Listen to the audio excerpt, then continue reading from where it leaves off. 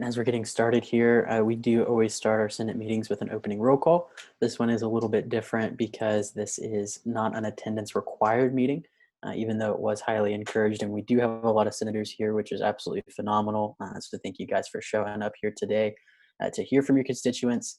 We're going to give you guys a few minutes here as we get to fill out that opening call sheet. You know where it is. Same drill we always go through. It's also found in the Slack as well as the Drive.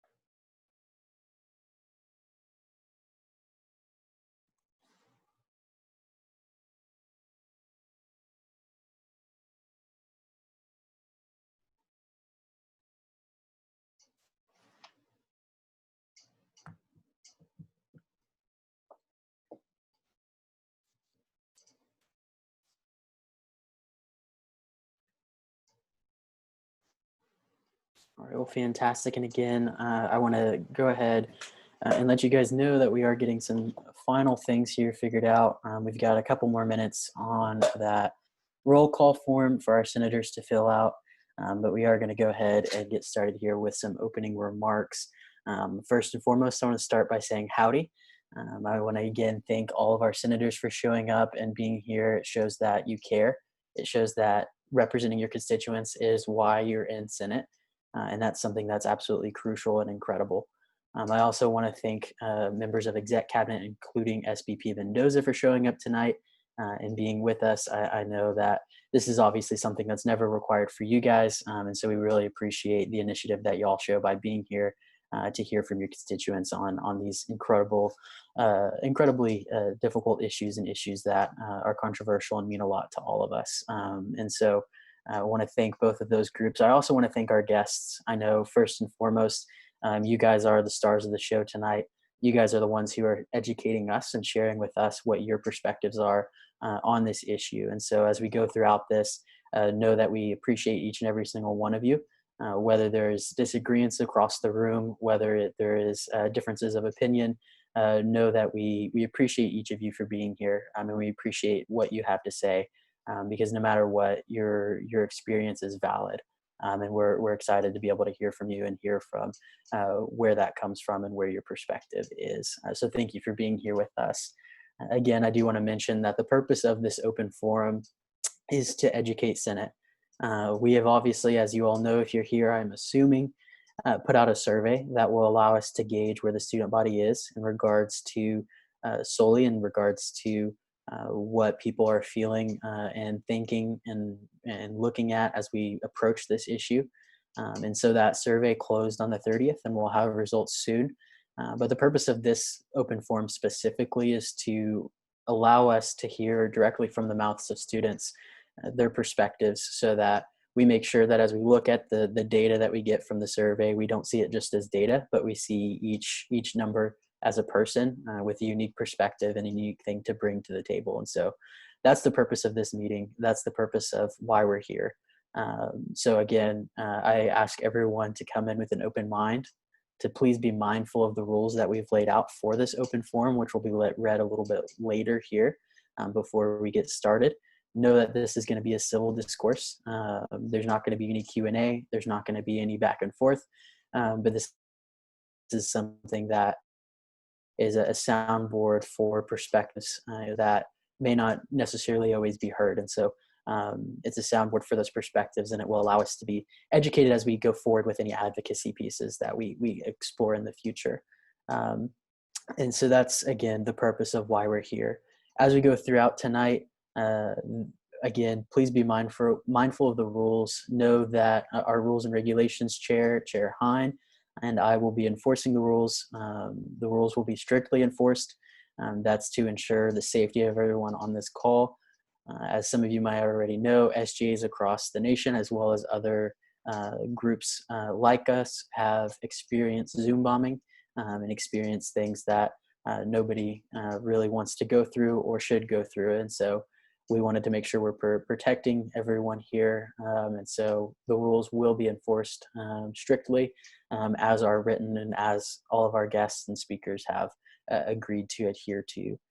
As we go throughout, speakers know that you will have 2 minutes. Once your time is up, you'll be muted, but you will get a 30-second warning in the chat when your time is running out. So know that you will have that. We're not trying to be crazy here or extremely mean with this. We're simply trying to make sure we can get through everyone in the right amount of time so that everyone can be heard. Like I said a little bit later, we're going to be reading through all the rules before we get started. Our pro tempore is going to be reading through that. But before we do that, I did want to take the time to invite our SBP Mendoza, to say a few words to us as we get started here.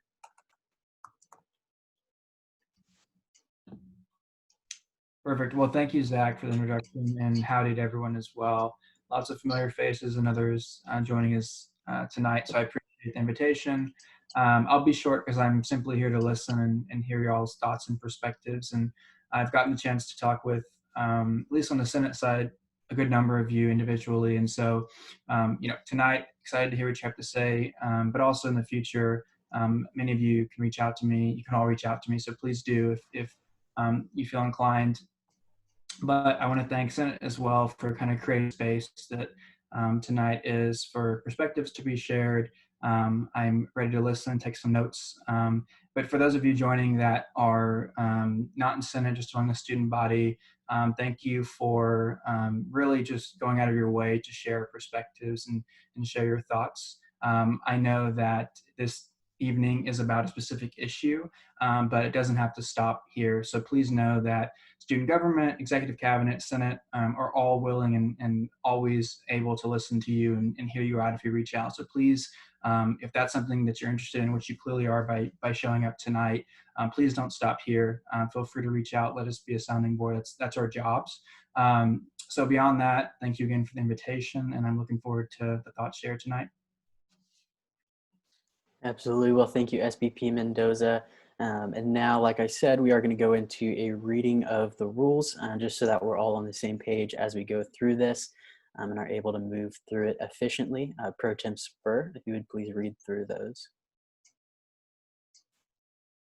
Howdy, guys. I'm Pro Tem Spur. A lot of you probably received an email from me to be here tonight. The first thing I'm going to ask before I start reading the rules is if you are a participant that's going to be speaking tonight and you have not sent me your code yet, you will not be permitted to speak until you send me the code that I emailed you. So if you can chat that to me now, that would be great. I'm going to go ahead now and read our formal meeting rules.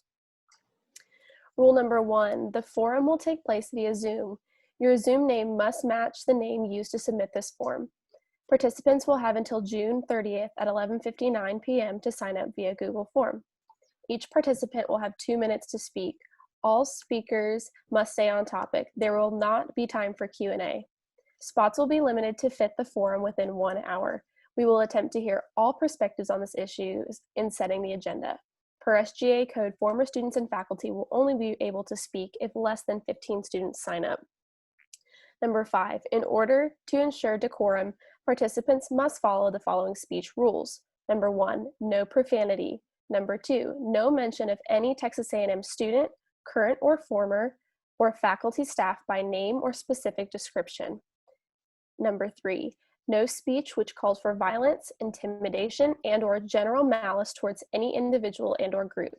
Number 4, no speech which constitutes the definition of hate speech provided by the United Nations, which is as follows, and I quote, any kind of communication in speech, writing, or behavior that attacks or uses pejorative or discriminatory language with reference to a person or a group on the basis of who they are, in other words, based on their religion, ethnicity, nationality, race, color, descent, gender, or any other identity factor. Rule number 6, the meeting will be recorded and posted to the Senate website. Rule number 7, advocating for a position different from what you submitted on this form will result in a forfeiture of your time and immediate removal from this meeting. Number 8, submitting this form does not guarantee a spot to speak. Number 9, failure to comply with any of the above rules will result in forfeiture of remaining speaking time and immediate removal from the meeting. Rule number 10, discretion of rule application will be up to the Speaker of the Senate and are subject to interpretation by the Rules and Regulations Chair.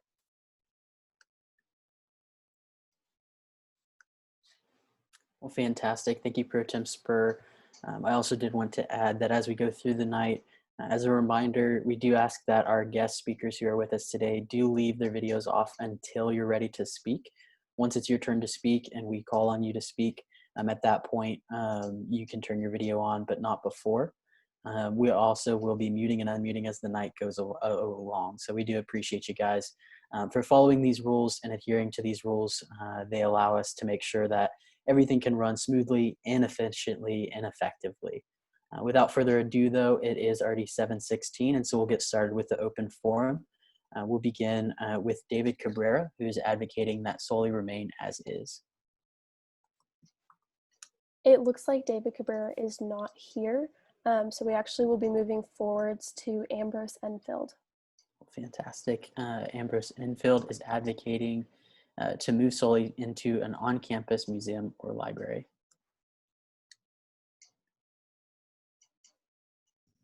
Ambrose, your time will start at howdy.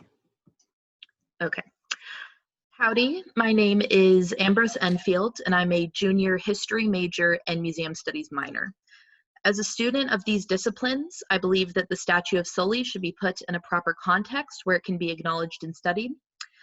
Therefore, I suggest it be moved to the Cushing Library, which currently houses the University Archives. This way, we acknowledge Ross as a part of our history, but do not seek to glorify or obfuscate his past misdeeds. I would also like to note that I am also in support of Aggies that wish to remove the statue completely, though that is not my current position. Thank you, and I yield my time. Thank you, Ambrose. We'll now move on to Nimia Sane, who is advocating to remove Sully and put it into a campus museum or library. Let's see.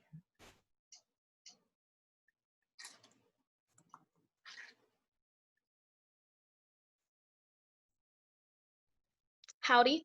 I'm Nima Sana, and I'm grateful to speak here. Sully is not just a statue. Sullivan Ross is a representation of white supremacy. Hell, he's the blueprint. Sullivan Ross is praised at A&M, and despite what Sully supporters may believe, it's not because he helped make A&M what it is today. It's because he's a standing on display representation of the racism that's deeply woven in the fabric of A&M. And as long as you protect him, you're protecting bigots too. They know what we know, that the moment you make the decision to take down that statue, you'll be making progress towards actual inclusion, towards acceptance, and further away from the white supremacy that runs deep on campus. You take Sullivan Ross, put him in a library, and actually educate about him, and racists have nothing left to do but accept that change is coming, positive change. And I think that the administration knows that, but they're too afraid for their bottom line of losing their donations from potential racists, and I think that says a lot. As for the administration, Sullivan Ross may have helped A&M, but let's not praise him and forget the evil that he encompassed. Sullivan Ross was a traitor, a war criminal, a racist, but don't get rid of him because of who he was, but for what he still represents. If you say that's not what A&M represents, stop praising him for it. Change will come to A&M, and when it does, whether that's now or in 5, 10, 15 years, we will remember what side the administration was on. When that comes, if you have done nothing, or even just the bare minimum, don't claim that you were accepting. Don't boast about your role in it. Remember who you were. Remember what you did. You did nothing. You helped no one. And when you saw change was coming, you followed in the footsteps of Sully's men and waved a white flag. I love A&M, and I'm so proud to be an Aggie, but feeling more unwanted and unprotected than a statue of a Confederate general really hurts because I bleed maroon too. Sully supporters are right in the sense that we should preserve history. However, history is best learned and preserved in a library, not through glorifying evil, but by condemning it so that history does not repeat itself. That's all I have to say. I yield my time. Thank you, Anemia. And we'll now move on to Jesse Miller, who is advocating to remove Sully entirely.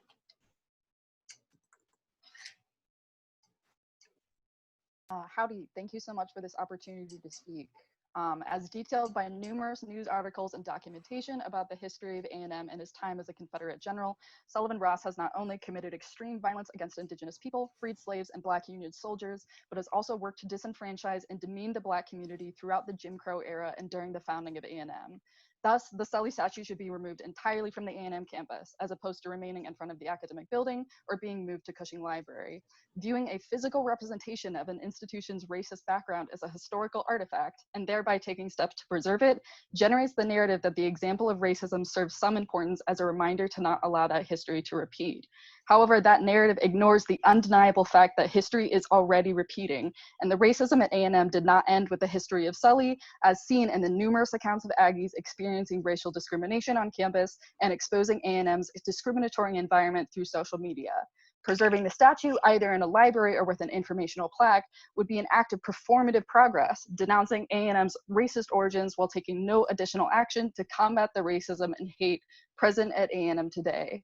Instead of expending resources to preserve the statue in a display of anti-racism, A&M should focus its resources and collective efforts on replacing the statue with anti-racist actions and policies. Allowing the statue to remain on campus not only perpetuates an unwelcoming environment to racial minorities, but also makes the distinct point that A&M is unwilling to hear the voices of its Black students.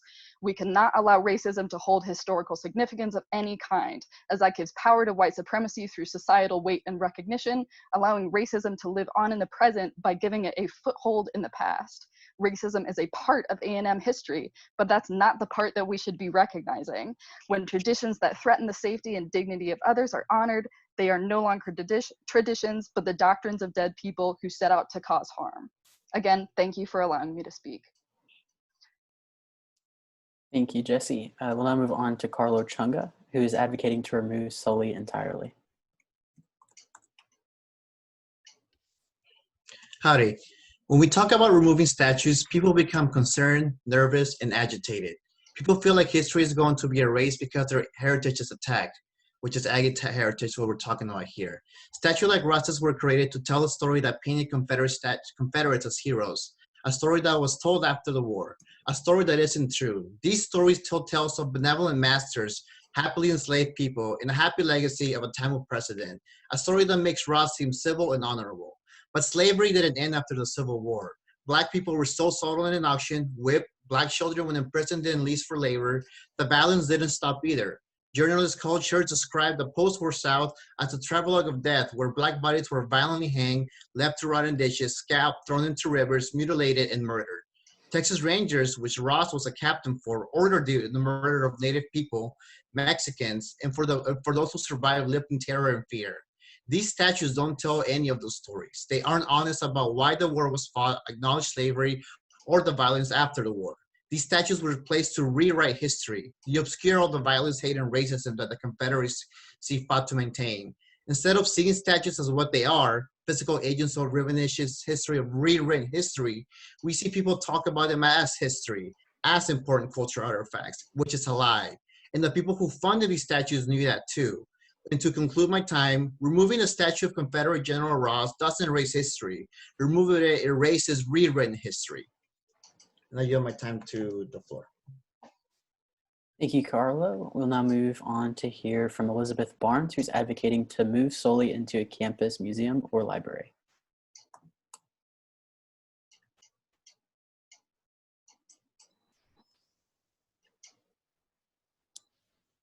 And you'll have 2 minutes beginning at howdy. Howdy, my name is Elizabeth Barnes. I am a senior telecommunication major with minors in business and Spanish. Texas A&M is currently known as a tradition-rich, value-driven, world-class university. General Sully was president of the university from 1891 to 1898 and kept it open amidst pressures from the government. This is not enough to overlook what he did as a Confederate general. He was a traitor to the same union that so many Aggies later gave their life for and killed countless African Americans, Native Americans, and Mexicans, all of which are marginalized communities that attend Texas A&M today. Keeping Sully at the physical and metaphorical heart of campus shows how the university values a hateful history over a bright and diverse future. I believe that there is a time and place for everything. Sully was a product of his time, but times have changed and Sully is not in the right place. He can be acknowledged in his entirety in a place dedicated to educating the current and future, and current students of our university. I advocate him to move him from a location where students are no longer traumatized and reminded of how they were once unwelcomed and still often feel unwelcomed on campus. He needs to be moved to a location where people can understand him in his context and we can realize what he did for the university as well as the atrocities that he committed outside of his time here at the university. That is all I have to say. Thank you. Thank you, Elizabeth. We'll now move to hear from Pranal Jadhav, who's advocating to remove Sully entirely.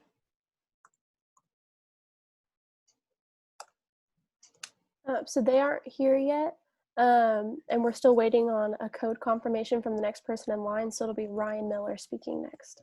Fantastic. So next we'll hear from Ryan Miller, who's advocating to remove Sully entirely.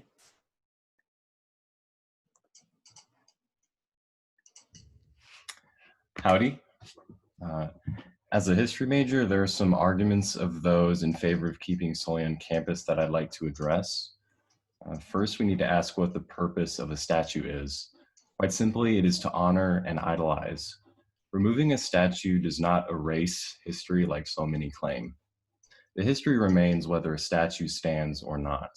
Museums, books, and the many primary sources historians dig through should testify as much.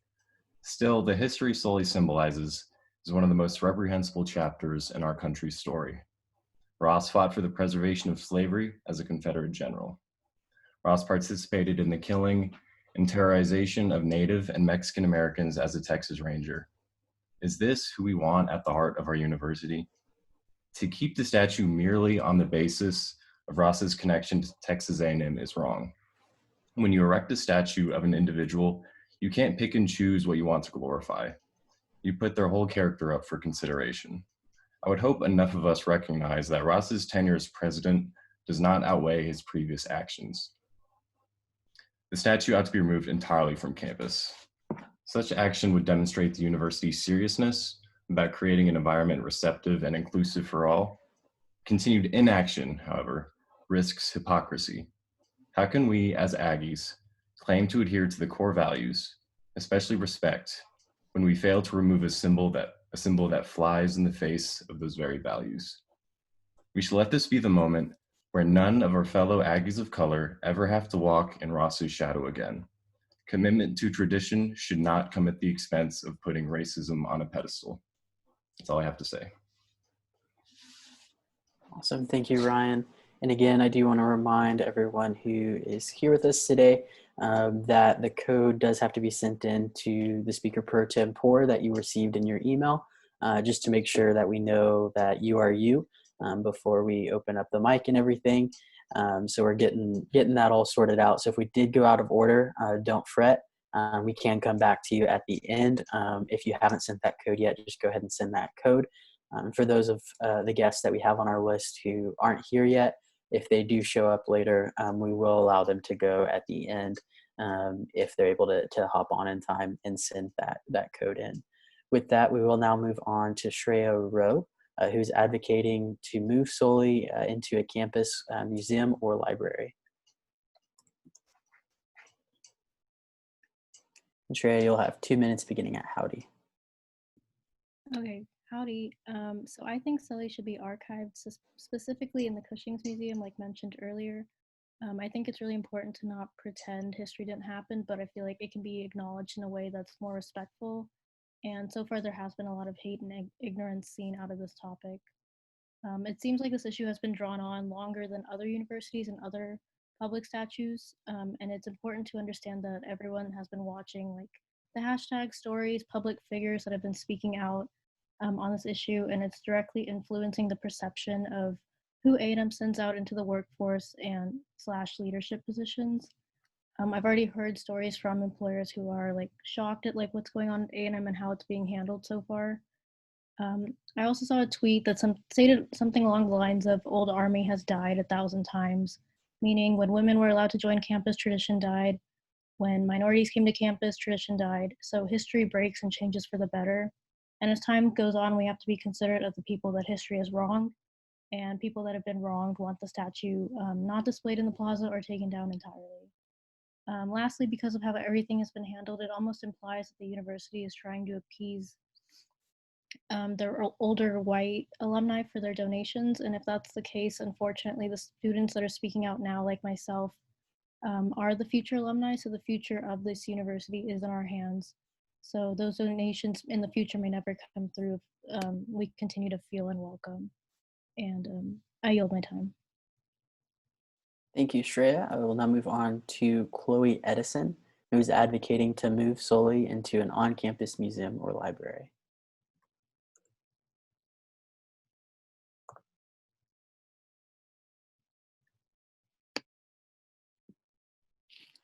Howdy, my name is Chloe Edison. The stance I come from is conditional, though. I believe that the efforts of the people who have been documenting and discovering the actual history of Lawrence Sullivan Ross should be put next to the statue in a different location, archived in a on-campus museum or library. So far, marginalized groups have been quieted since the founding of Texas A&M. Their requests have been tossed aside, and requests have been changed, have been dismissed as being radical and trying to tear down the traditions that Texas A&M was founded on. I don't believe that there's any use in moving the statue of Sully to an on-campus library and not just getting rid of it totally if the university does not take a clear stance against the atrocities that Lawrence Sullivan Ross committed as a general in the Confederate Army, instead of just yielding to the alumni that are currently funding the university. In the past, faculty, some at Texas University, have put out information that is not completely true about the history of Lawrence Sullivan Ross, including that of Prairie View A&M, which is a historically Black college being founded in great part to Lawrence Sullivan Ross. Let the statue of Lawrence Sullivan Ross serve as a reminder of the military tradition that Texas A&M was actually founded on. Many traditions that Texas A&M students share can be traced back to Sully, such as silver taps. The Corps of Cadets is taught the values passed down from Lawrence Sullivan Ross to be a soldier, statesman, and knightly gentleman. But the man responsible for the very establishment of Texas A&M University was a soldier who was responsible for the horrible and violent deaths of so many people of color. For that unexcusable act, the statue should not be in the center of the university. There is no denying that today, Lawrence Sullivan Ross would be mortified at the changes that have led to Texas A&M University. I yield my time. Awesome. Thank you, Chloe.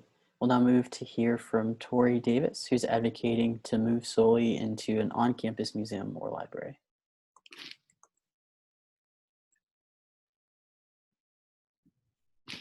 Howdy, my name is Tori Davis, and I'm so thankful for the opportunity to speak on this matter.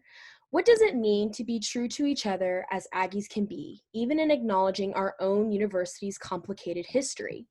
In the matter of Sully, being true to each other means understanding the lens of which persons of color at A&M see this history as a part of the representation of our university. Furthermore, being true to each other means distinguishing recognition from reverence in the case of Sully. As an Aggie, I understand the legacy of Lawrence Sullivan Ross and recognize his contributions as president of A&M. As an Aggie who is a Black woman and a human being, I can't have reverence for a man who led the fight in the protection of the Confederacy and the system of slavery. Reverence and recognition are not the same thing in this case. Having his statue in the heart of campus places him in a position of reverence. Having his statue in Cushing Library places him in a position of recognition. We cannot erase history, but we must not run from the whole truth and not be quick to mistake recognition and reverence as the same thing. If we want A&M to be the most inclusive and glorious university we all know it can be for our current and future Aggies, then we must understand this difference. Thank you. I yield my time. Awesome. Thank you, Tori. Again, as a reminder, we did have just a couple of guests who just joined us. I wanted to remind you guys, as you do join, please go ahead and send the code that you received in the email to be here tonight to our pro temp, Hannah Spur. That way we make sure we know who you are as we go through this. I also do want to say, as we continue speaking, I do want to let all of our guests know that you are very welcome to stay throughout the entire meeting. And after everything is over, we'll have some closing states. So please do feel free to stay and listen as your peers speak and make their voices known as well. With that being said, I will now move on to Grayson Kosis, who is advocating to add a contextual placard to Sully.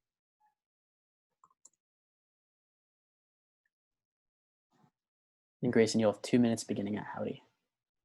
Howdy. I'm speaking to y'all today in support of keeping the statue of Sully in Academic Plaza with the addition of a plaque next to him to inform the people of the reasons why he's recognized on our campus. I'd like to address the fact that while Ross did serve as a Confederate general, he received a presidential pardon for his role.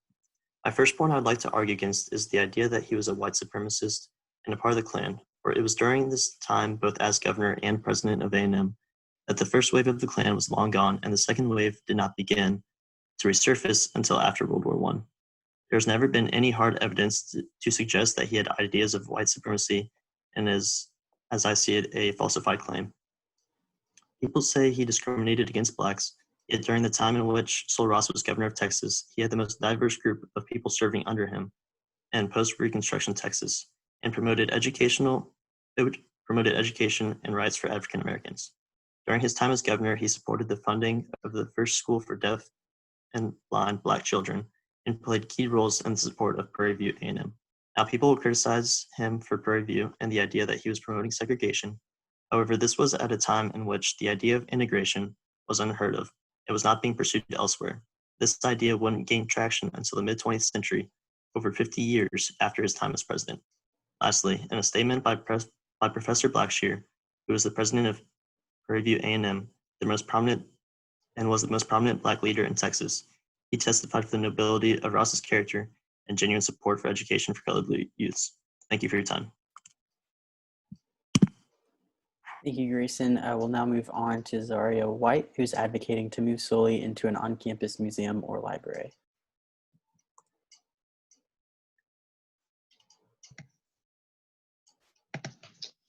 Howdy. When I first arrived on campus as a freshman, I didn't have any opinions on the Sully statue. I didn't really know the history. Throughout the year, I would hear rumors and stories about him and refrain from participating in the pennies tradition, but when I came home over spring break, I began to research to find answers for myself. I read about his contributions to the state of Texas, his communities, the Confederacy, and Texas A&M University on the Texas State History Association website and in the A&M Library archives, and I immediately became ashamed that I could be complicit in the sugar-coated narrative A&M continues to tell about him. During his time, he was praised for being a Negro and Comanche killer in our very own first yearbook, the Olio. He fought for an army that was against the Union that we ultimately live in today. I understand and recognize his contributions to our school and keeping it financially afloat in order for it to be as great as it is today. But we must hold ourselves to the highest standards as leaders in education and tell the full story of Lawrence Sullivan Ross. I would like the statue to be moved to Cushing Memorial Library where his memory can live on with full historical context. We can't erase history, but we shouldn't sugarcoat it either. As leaders and scholars, we should pride ourselves in being secure enough in our history to be able to appreciate the efforts and contributions of our past leaders without glorifying their wrongdoings. I yield my time.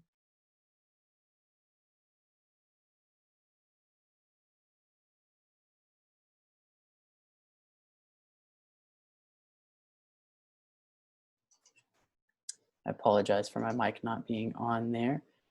Thank you, Zaria. We'll move on to Western Siler now, who will be advocating that Sully remain as is.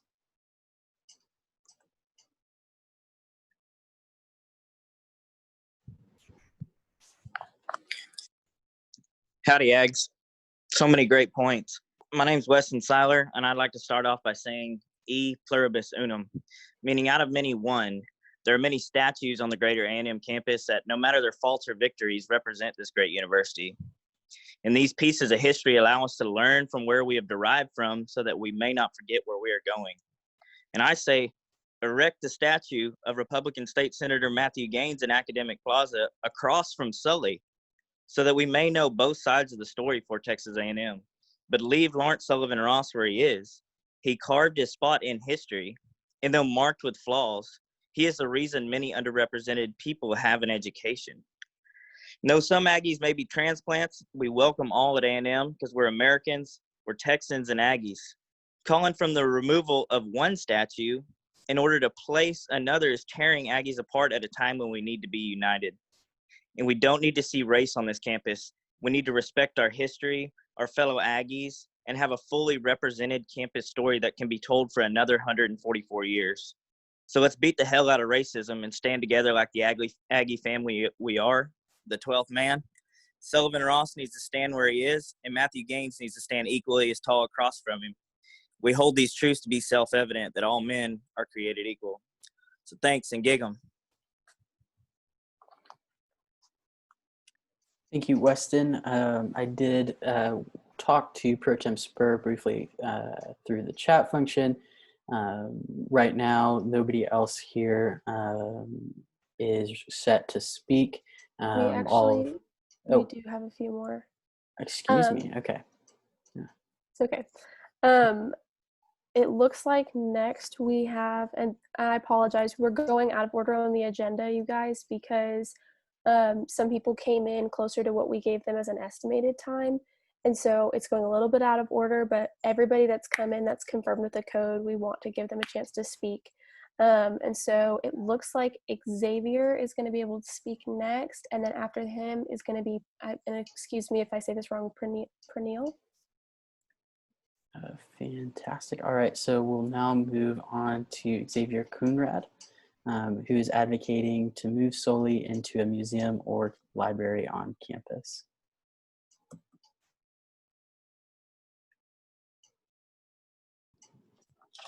Howdy, everyone.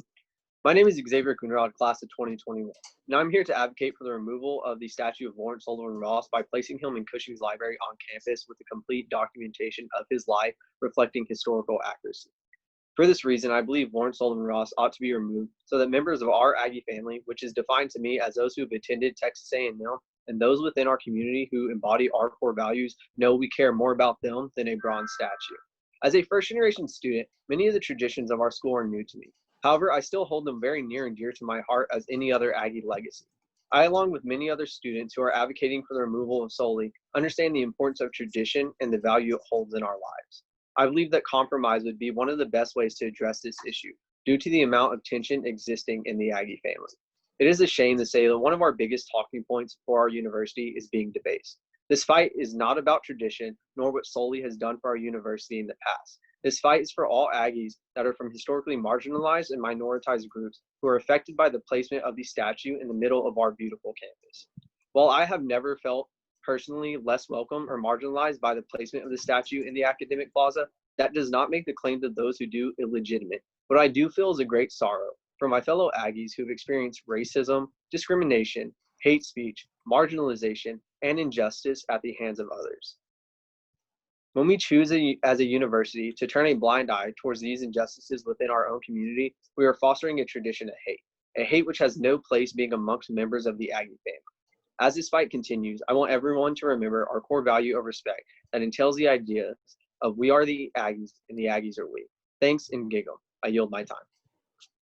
Well, fantastic. Thank you, Xavier. I will now hear from Pernille Jadov, who is advocating to remove Sully entirely.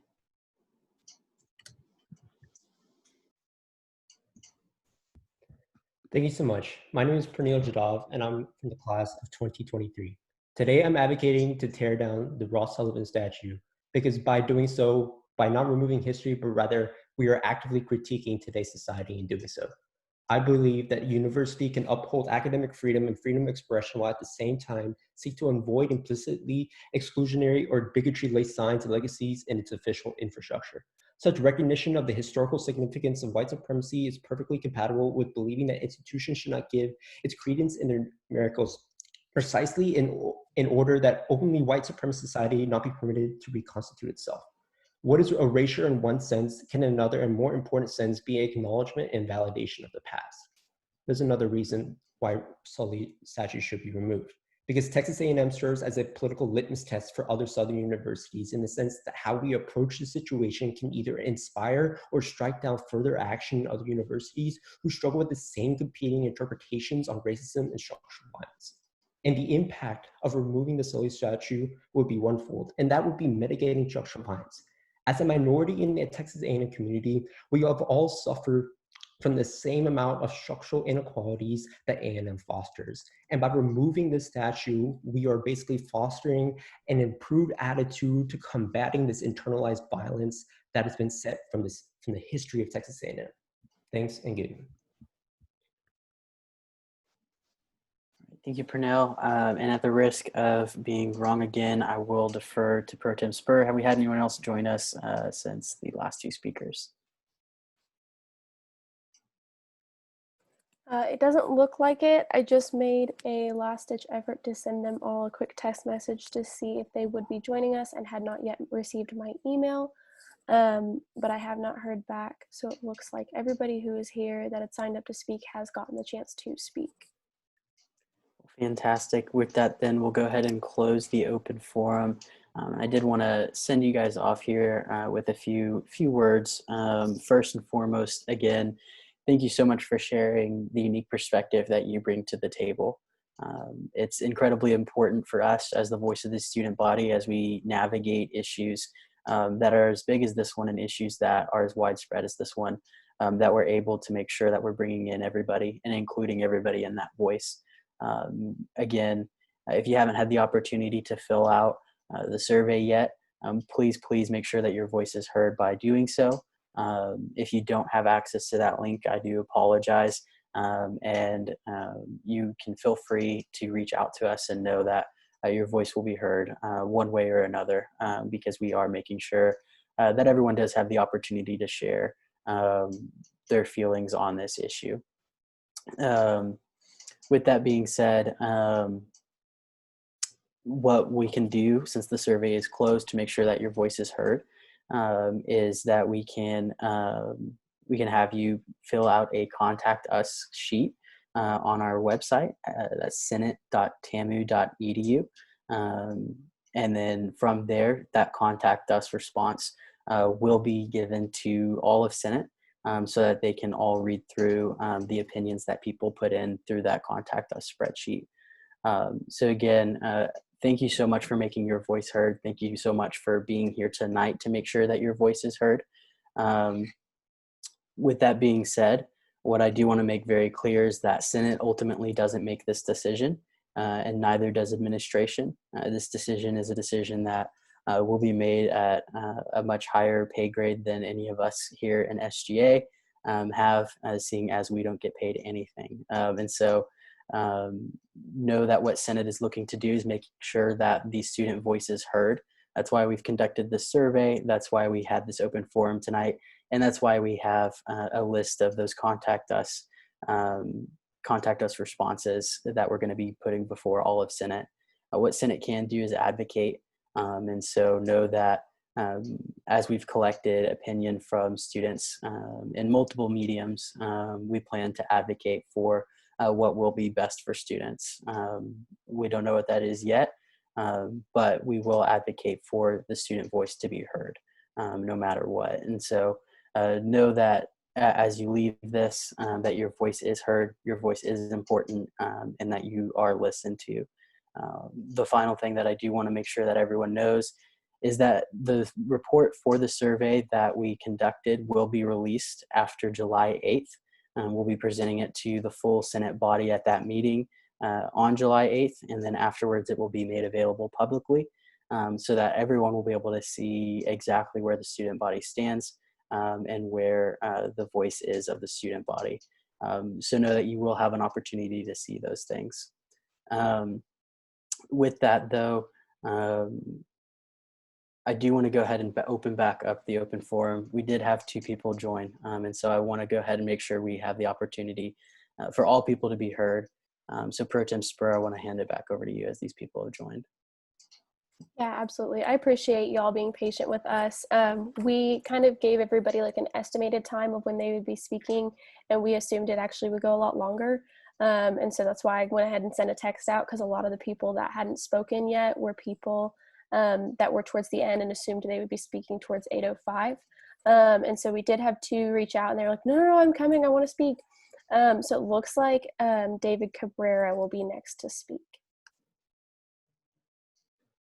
Fantastic. Next, we'll hear from David Cabrera, as Pro Tem Spur said, and he will be advocating that Sully remain as is.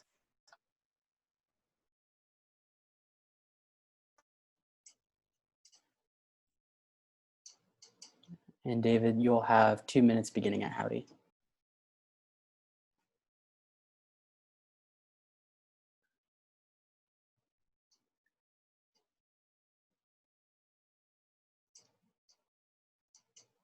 Are you with us, David?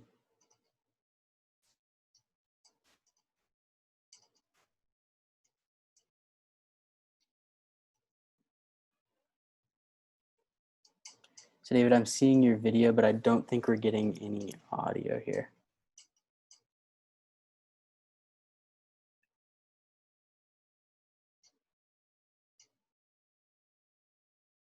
We're still not getting anything here. David, let me ask you to do this, if you wouldn't mind, hopping off the meeting and then hopping back on. We'll let our other speaker go ahead, and then maybe your audio will work when you come back. Fantastic. And Pro Tem Spur, who else did we have joining us? They have not yet joined the meeting, but they told me they would be on momentarily.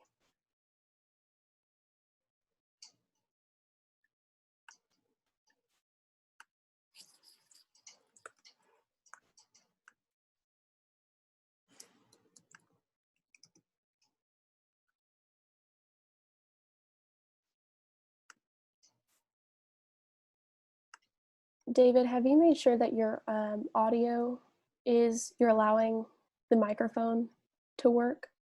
I know that happens sometimes.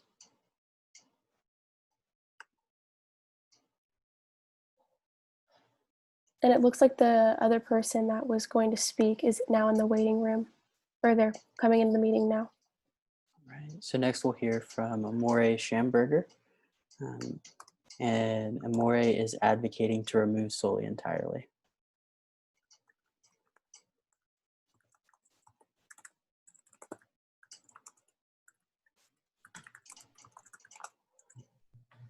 Fantastic. And Amore, you'll have 2 minutes beginning at howdy.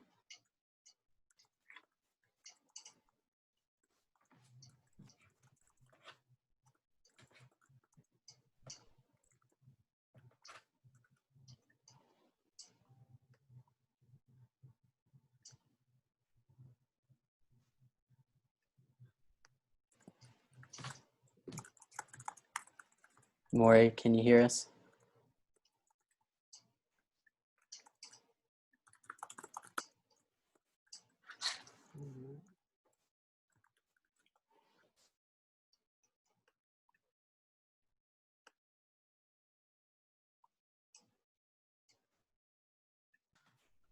Can I hear you now? Can you hear me? All right, fantastic. We can hear you.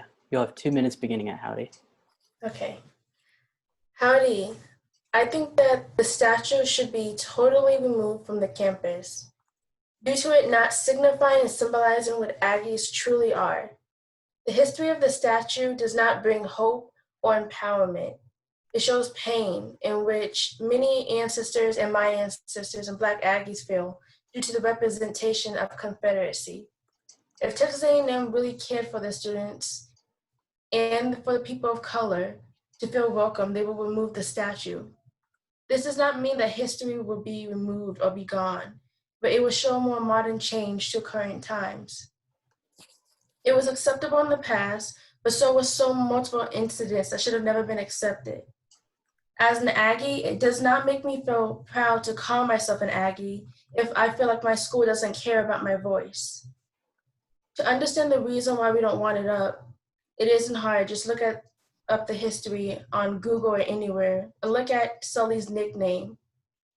It signified everything this university states that they do not tolerate, which is racism, segregation, and violence. Can I end it there, or do I have to keep on going? Okay. Yeah, you can. Awesome. Thank you so much for sharing with us, Amore. David, I see you back with us. Let's try this again here.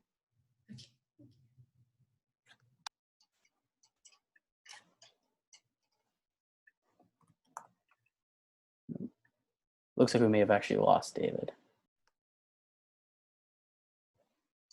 All right, so we'll reach out and make sure that we collect his He's voice. right here. I found him. Okay, well, fantastic. His display name changed. Appreciate y'all bearing with us through these technical difficulties. Okay. Hey, can you hear me now? We can hear you. Good job, David. Fantastic. Thank You you. have 2 minutes beginning at howdy. Okay, howdy. My name is David. As you know already, I was part of the Senate last year. I've been run for vice president. But I'm here to say that the removal of status is a terrible idea. A lot of people just like to overpass that the thing that Sully did for this university. I mean, I would even say that he's the soul for everything that's going on here. And I know a lot of people argue that he was part of the Confederate and that equals to, I don't know, slave owner and racist, but that's really overlooking that the whole thing that's what's going on.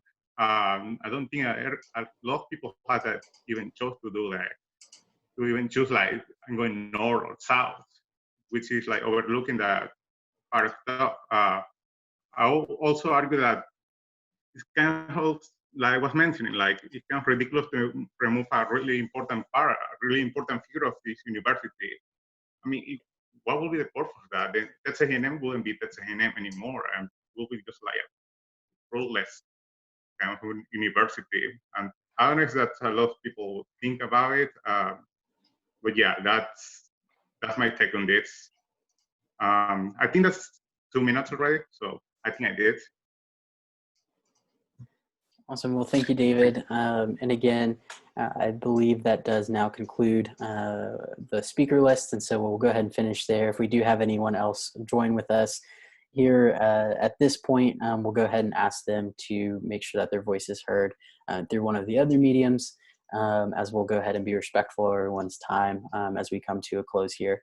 But again, I did want to say one final time, thank you so much for making your voice heard. Please continue to reach out to SGA, continue to reach out to Senate. We want to make sure that we're accurately representing your voice. I know that every senator here wants to make sure that they accurately represent the constituents who elected them. And so know that your voice, your opinion, your perspective, and your unique background does matter to every single senator here. And so we're here for you guys as you have any other thoughts or opinions to share, and we'd like to hear you share those with us. You can reach out to Senate at senate.tamu.edu, and you can continue to start that dialogue with us and continue to share your opinions as this continues to unfold through the Contact Us form there. Or you can reach out to any senator individually and talk to us. We are more than willing to hear from you because we represent you. And so that's all that I have to say. With that, if you have any other questions, feel free to stick around for a minute and put them in the chat for me, and I'll chat back and forth with you. But other than that, this forum is concluded. Thank you all again so much for coming.